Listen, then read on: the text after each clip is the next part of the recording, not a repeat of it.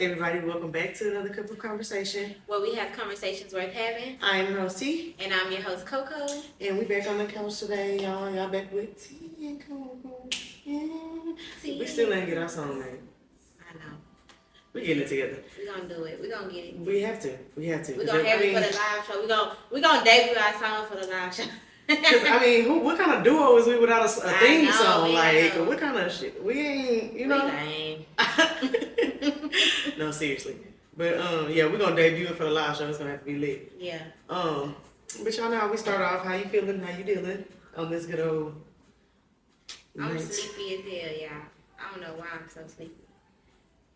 I do know why I'm sleepy. Word. No, it ain't even that. You know how you go to sleep? Like, if you just keep going and you don't stop, you be fine. But once you go to sleep and then you gotta wake up again, that's like, it's like the sleepy on you. Like, yeah, that's why I be telling myself sometimes after work I'll come try to take my nap before we cook. Like, let me just take a little 30-minute hour. After that, I'd be like, yeah, what we gonna order tonight? Right, yeah, because I ain't cooking. Like, it's time to go back to bed. I didn't feel asleep, y'all, in the parking lot. Just I did everything not to go. I went home. I said I was gonna lay down because I got off a little early. You should lay down up here. I don't know why. I thought I was gonna be seeing you come up because I don't even know how I would sleep that fast. You said 10 minutes.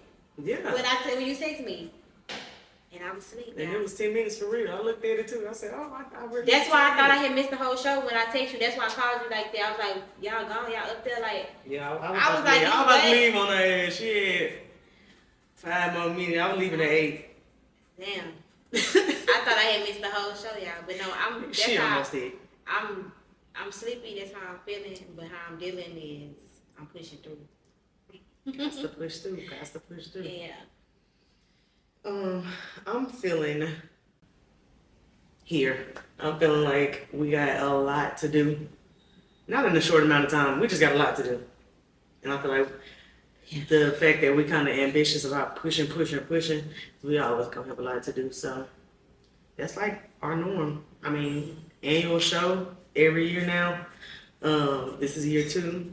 And seeing how year 1. Didn't start. Exactly. And we did our best to be like, yo, we're gonna be on all of this. In the year, we got to 6 months in 3 minutes? Like, yeah. I think it's because we trying to do every component of everything. Yes, and as soon as we think of something new, we don't complete the first task. So yeah, I mean that's just it is what it is. We know what grind we signed up for. So. Right. Well, now we do. We didn't in the beginning. Exactly. We did in the beginning. We do now, though. Yeah, I think that's just what comes with being two-band man. What they call it? One yeah. And you know what? That's kind of a good conversation, I guess. But I always not always, but lately, like I be telling myself, like when I get real down in the dumps and like real hard on myself, like damn, I wish I didn't have this entrepreneurial mindset. Like I wish I was somebody that was cool with going to work. Cool with going home, or maybe even going to school and find a better career. You know, like somebody that's not trying to put it together themselves. You know what I mean? Like going to be a nurse or something. I just feel like it's still. I feel like I don't think the entrepreneurial part matters. I think it would be like that either way. I feel like the always something to do, always striving for something. I feel like you can get it in either lane, because even like with me stepping away from body conscious, like I feel like my life is still some way form of fashion, even without the podcast. Like it's something, even with work, it's something to achieve, it's something to do, it's something to. Yeah, but with structure, with places that's already structured, you ain't gotta think of the next thing to achieve. It's there for you. You just gotta want it. And I guess I'm talking about outside of what they have to offer, or even like just life in general. So for me, for instance, what is that for my family? Entrepreneur is almost kind of like also having and building a family. Mm-hmm. So I feel like that even outside of like my work, like inside just my family, I feel like it's always something that I want to do better. Like I want to be a better mom. I need to start taking care here. I need to start like it's always something. Or even with my career field, like with me having my master's degree and wanting to be a counselor, like okay, do I do this first? Do I do this? Like it's always something still. Yeah. I feel the overwhelmingness still. I thought the reason I'm saying this too, I think because I thought I wouldn't feel any type of overwhelmness when I left, because I thought that was the overwhelming. No, I think it's still. I say that to say because I know a lot of people who live their day-to-day life going to this job, and they know if they want a promotion for this job, what they got to do for that, and if they want this, they got to, they want to get out of this. I mean, get further in this career field. They're gonna go back to school and do this and that. Like they have it like they just go to work and go home, man. It's not nothing more to think of other than like, of course, stuff like I want to get my family together, I want to get myself together. But as far as your financial, like what's your income looking like? Some people have like, they pick those routes where, yeah, I'm gonna be, like I seen, I think one of my classmates, they started at like working in a restaurant and now they have a franchise in the, like they, you know what I mean? It's ways to work up and they have like things to do. So you don't think it's like that for entrepreneurship? No, because it's not mapped out for you. It's not. No, even if you map it out, But you have to do the mapping. That's what I'm saying. But like, still, don't you have to do the mapping in certain aspects? No, because if if I'm talking about somebody who started as a cash register at this restaurant, I mean a cashier at this restaurant, and then they moved up to a manager, and then a general manager, and now they the manager of all the stores in Houston. Okay, now they have their own store, not like the company gave them a store, like they bought a piece of the franchise. They have their own store, but all that was like a step that was right before them already pre-made. Like, you know what I mean?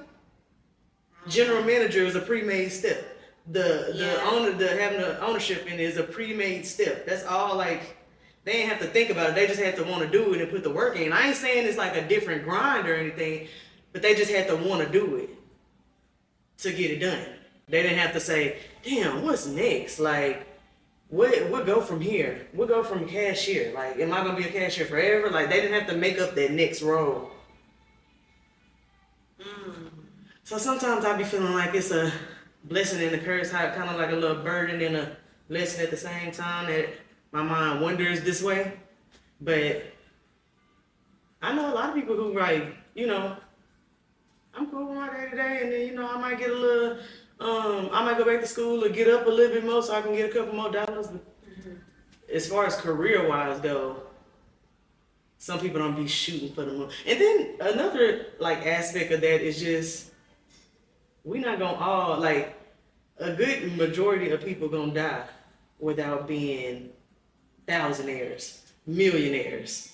All these not everybody's gonna make it to the top. So some people don't stress on that, you know what I mean? Doing better like that. Like I hear Quinny talk about, she my single friend. She talk about like, I'm not taking anything. She's like one of those friends. I'm not settling for anything. Like I want what I want. I want through the moon. Like, cause why not? I've traveled. I've seen this. I've seen that. And that's some people's point of view. And she feel like if you do, well, I ain't gonna say the bare minimum, but if you do the whole college route, the whole, working it out with a man that's working up, that ain't already rich, that's kind of settling. That's a form of settling. That's perspective. That is. But I would say that a lot of people are cool where they are. Because people also, in that same sense, you can spend your life saying you're not gonna settle and never live your life how you want to live your life. So, right, because you're chasing. Because you're chasing something that is either not for you or is not a part of your story, your life story. Right. So I feel like the focus shouldn't be on leveling up. It should be enjoying life how it comes at you. I think we worry so much. I think America has made a culture to where it's always what's next. Yes. It's never living in the moment. Like that's why I think too, like I think even as an entrepreneur, like we don't live in the moment. I think that's why it feels like I'm always thinking it's about always because you're trained to. If you're an entrepreneur, you got to keep hustling. But who's to say, like, even when I think about my business, who's to say that wasn't good enough? Yeah, who's to say that it wasn't success? But because for somebody. The pressure of the outside influences feel like, okay, well, you have this, so now you have to have 5 buildings instead of 1. Right. So I really, because I think for the most part, like you said about careership, I feel like entrepreneur is kind of mapped out because we're not doing nothing that nobody ain't never done really. Right. For the most part, like even with a podcast, it's really, if you can go on ChatGPT, Google, and say, if I'm a podcaster, what can I be where can I be in the next 5 years? Right. You can do radio, you can do TV, you can do, like, the goals are there. It's just you working towards goals, just like a career. Right. So I guess that's why I'm like, it's really not different, because unless you're doing something that nobody ever done before, which a lot of us aren't, like, we not really, to be honest. So it's like, it's plans there. We just overanalyze it because we also live in a culture that uses the word oversaturated, where you feel like you can't do something that somebody else is doing. When ultimately, whenever you make that next move, you're going to still be doing what somebody else is doing. I mean, but in a sense, you do. We are in a world where, because like I heard Snoop Dogg talking about this on the Breakfast Club, where he was saying, like, Charlamagne was asking him, like, how did y'all make that timeless music? How did y'all? He was like, well, it was timeless to y'all because it was not necessarily new, but it's not as many rappers. It's not that many people that sound like us. He said, I can name 5 people right now that sound the same. So with entrepreneurship being so prevalent today since the pandemic, I feel like everything has been entrepreneurship. And TikTok, social media, everything exploring. I mean, people exploring things like that. It is getting a little, I'm not going to say oversaturated, because I don't like when people say that, because like you said, it's millions of people in America, in the world, that you can reach. Ain't nobody going to reach everybody and make all the money from everything. But you have to find a way to be unique in your business, and it is like a... Or do you? Yeah. I mean, you can be good and so your work can talk for you. The reason I asked that is because I seen this post today. Tiara posted it. She said, there is no such thing as a saturated market.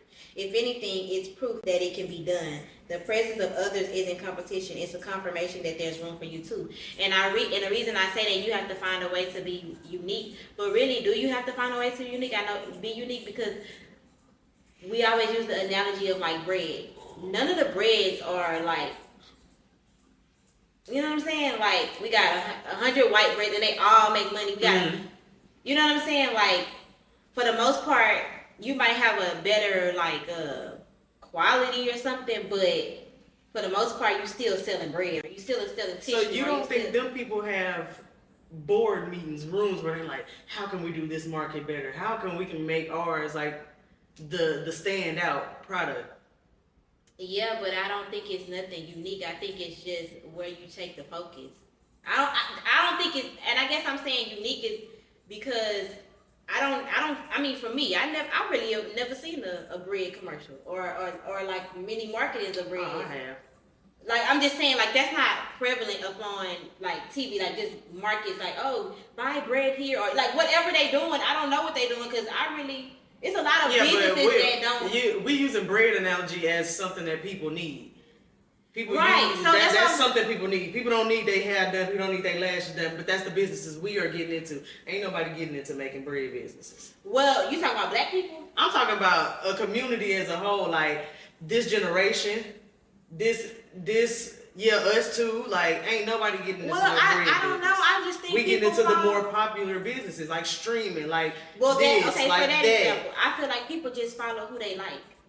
I don't think it don't necessarily be that you're just a unique person, because really, when you think about it, if I go find Jackiana, for example, it's a million people doing exactly what Jackiana do, but it's just certain people that like Jackiana, then it's certain people that like Shayla, then it's, I don't think there are any, I don't know, I guess when I think of unique, I think of something.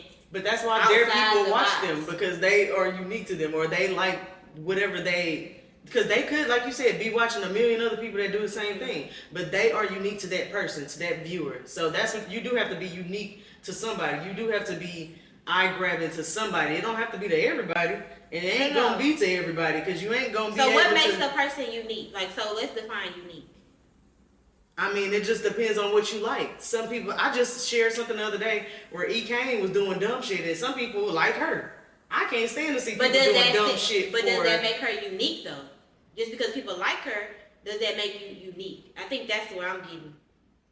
Well, let me use something that I watch. I watch The Breakfast Club. Mm-hmm. I can watch a lot of different other news podcasts, social news podcasts. But that one's unique to me because I like their takes, their segments, their this, their that, whatever. That's why I like. They different to you? Yeah. But that's unique. Like, different, unique, whatever you want to call it. You have to find a standout point. That's What's their standout point for you? I connect with their, like, reasonings with things. When it's not something that I challenge too much in my, like, I think a lot of the ways they think. And then sometimes when I don't, it's good reasoning behind it. I'm able to open my mind and listen to other options and opinions and perspectives. Okay, so if you listen to somebody else's podcast or radio that was just like theirs, is it that you just don't listen to them because you like the Breakfast Club? I mean, the people on the Breakfast Club? I've listened to other podcasts before. They're not catchy. They don't grab my attention the same way that show does. So it's people who like stuff like that, who gravitate to different situations or different people, influencers. I guess the unique part is that's what's like my thing. Like, I feel like that could be true for me. Like, if I watch somebody else, like I'll watch a certain makeup influencer, but I won't watch another one. I don't think it's necessarily because she's unique. I just think that I just like her personality more. But I don't think that make her unique though. To but me, why do you think you like her? Like, why do you think you why her instead of the other girl? Because she looked more like me, maybe. Yeah, it's something about her that gravitates, but it gravitates, it connects you. Yeah. Maybe unique is the wrong word. It connects you. Well, I guess so you have to try to make a connection. Because I was saying that when I think of unique, something that's not the norm, that's what I'm looking at as unique. So what I see is, I don't see anything. That's not. I mean, because then that unique would only mean inventions, because everything is the norm. But that's what I'm saying. But so unique would be something that's not the norm. So that's why I say I don't think nothing is really just unique anymore.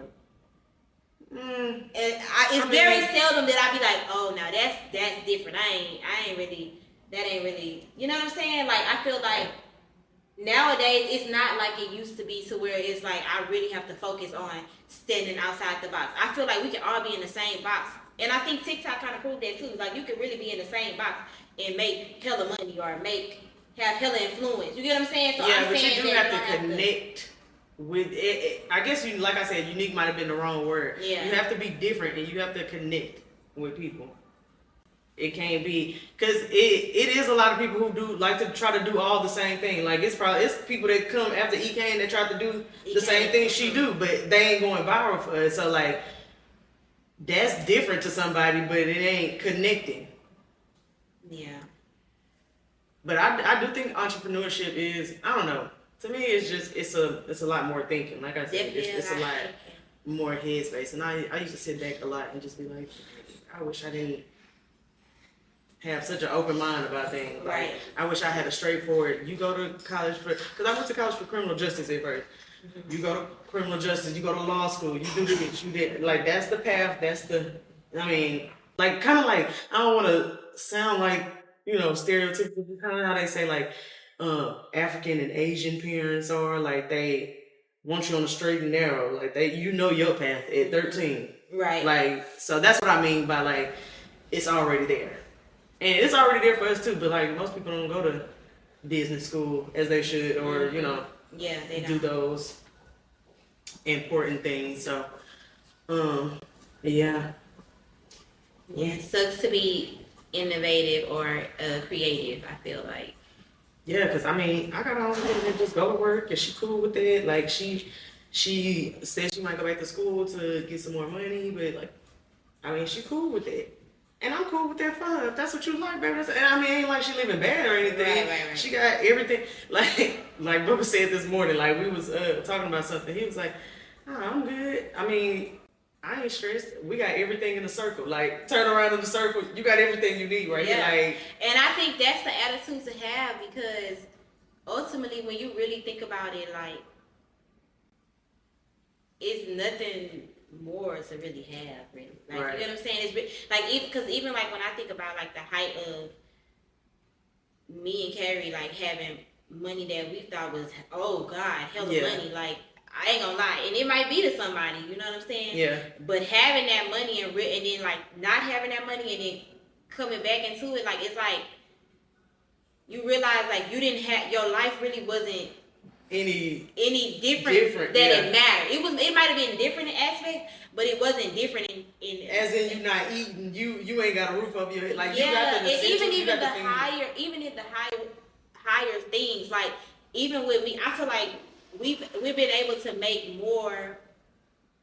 have more with less money, if that makes sense. Like it wasn't nothing that we was like stripped away from having by having less money. You get what I'm saying? Right. So, and even it ain't like y'all stopped going out to eat. It ain't like, you know, like even when we didn't have no money, when I stopped doing the shop, when I know I didn't have my own personal money, like, we was still on the phone with our mentors, like, okay, we're gonna go look at some, like, why would we be looking for, now looking back, I'm like, why were we looking for land? I didn't even have no money in my pocket. But like, but you get what I'm saying? Like, the things that was there, like, it wasn't nothing. It didn't feel no different. It didn't make you feel like you was poor or in poverty. I remember when I got my shop, Carrie literally on the way to going to look, see if we wanted the shop, Carrie, it was Mother's Day, Carrie handed me $20,000 in cash. Mm-hmm. I didn't think, like, at that time I was like, dang, this is a lot of money, but now I'm like, that really, not that ain't no money. I don't want to sound like I just got money or something like that. No, I get what you're saying. That's some money. In the grand scheme of what you was thinking. Yeah, like that's really like, and then when you had that money, like I think about it, okay, if he gave me $20,000, he probably had something, okay? Mm-hmm. But when we had that money, we weren't doing nothing extravagant. I mean, we should have. I don't know, but it didn't matter. Like, I guess I'm saying. Y'all went in LV, walking around with the big old bags. And then I think about it like, Krista, and I was talking to Jazz one day about this. I was like, Jazz, like, I'm not gonna lie, like, even if I did, like, I don't think that I would do that. Like, he's had it, and he might have bought stuff here and there, but like, I don't think that's the type of people that we are. So I guess that's why it don't matter. I don't know why it don't matter, but I don't know. I feel like we should relish in the moment of just having what we need, like, because ultimately, what you gonna do? Just keep buying like expensive stuff, like like I don't know. No, but I've always been like that. Like my mama, you seen my mama before. She's a super low maintenance girl. Like that's why when I say trying to get in my soft girl, like trying to get in my feminine, I'm really trying to. Cause my mama's super soft. She don't worry about maintenance too much. Like she just her. Like she really live in a day. Like what she needs to do today, what needs to be done. Like, you know, I ain't gonna say she's stressing, but like she got other shit to worry about. She don't be worried about, like, so I don't think I would be that person either. Like, she got money and don't be spending in a Louis store or like, you know. But it's more about comfortability, I think, too. Like, I don't want to be rich and uncomfortable, because I feel like you can be rich and you can still be uncomfortable. And that's what I be trying to say to, like, not even just Quinny. I know I be saying her. She probably be like, "Girl, why you referencing me?" But no, like, because that's a mindset.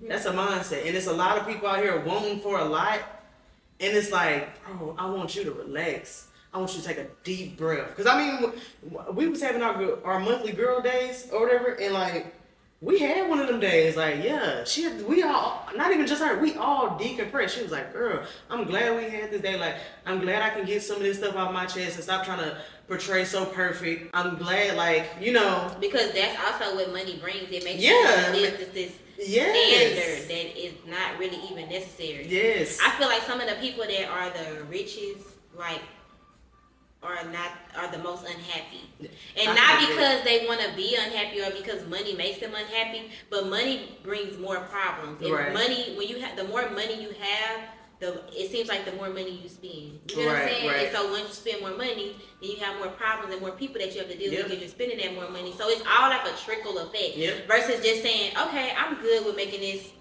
let's say a cool $100,000, even though they say that ain't no money in America right now. I'm cool with making this $100,000, and as long as all my bills paid, I don't care if I can't go to the Louis store. Sometimes you have to settle there, not settle so much, but you have to be there. But did you even want to go to the Louis store? Like, no, I never did. That's what I'm talking about. Like people in general. Like, did you even want that before, or like you feel like just because you got money you gotta need to? Yes. Like, and let me tell y'all, when I started at the shop, and I thought I was doing something so big. I had made $10,000 in 1 month, and that's when I was in a little shop. Yeah. And I thought I was doing something. I was like, oh, I need to go get me a Benz or something, because if I'm making all this money, I need to have a. And I had to think about it, like, nothing wrong with your empowerment. Like it's like the car note is good. You about to take the more money that you just got and give it more away, really. Like, we gotta stop this. Yeah. Like America in this cycle of really the status, the capitalism and the status, like we gotta stop. I seen somebody say we ain't got nothing but entertainment, like in America, and that's all people trying to reach for is you ain't gotta want to be an entertainer, you gotta want the entertainer look. You gotta want the entertainer life. You gotta want, and that's what everybody is reaching for. Like it's like, and that's what I had to tell myself. Like literally, you made the most money you probably ever made in your life in 1 month, and now you're worried about going more in debt. Yeah. Look at how what you're saying. Like you getting a nicer, quote unquote, nicer car because anyway. Them bitches break down like any other car. Yeah. and it was so funny because my mama ended up getting one because whatever. But I'm like driving her car and I'm like, when I be in that hoe, I don't be thinking like, oh, I'm in a Benz. Like, like I be flipping that hoe just like it's an Impala. Like I'm like, it don't be giving nothing. So like I'm glad that I thank God that me and my husband have the mindset of not being like driven behind like the flashy, like I care about more so where I live. Like I want my house to be more like comfortable. That's how my mom is. She doing renovations before she doing that's anything. The type of like stuff that I renovations. Care about. So yeah. But this is not even what we were supposed to talk about, guys. No, it's not. But that is the conclusion of our first episode for this week. So y'all stop chasing this. What's the moral of the story? I think for me is stop chasing what makes other people happy and really think about what makes you happy and go for that. Because it might be the simple things. It might not even be nothing that you have to chase. You might be closer than you think. Like, and if you're truly okay with something that might be deemed as smaller than what you should want. Yeah. Like you said, be okay with it. Yeah, like, living your truth. Living your truth, and it's okay to have a change of heart because you might say, "Oh, I'm okay with living in the 2-bedroom house or whatever the case may be." But then if you want to say a year later, like, "Nah, I really want to," that's okay to change too. That's cool. And I think we have this idea that we once we say something, we gotta kind of stick to it. That's a whole nother topic. But yes, no, you don't. Like people act like you can't grow or have a different perspective on things or see things different, but. Yeah, y'all, that is our time for tonight. So we'll see y'all next week. Deuces.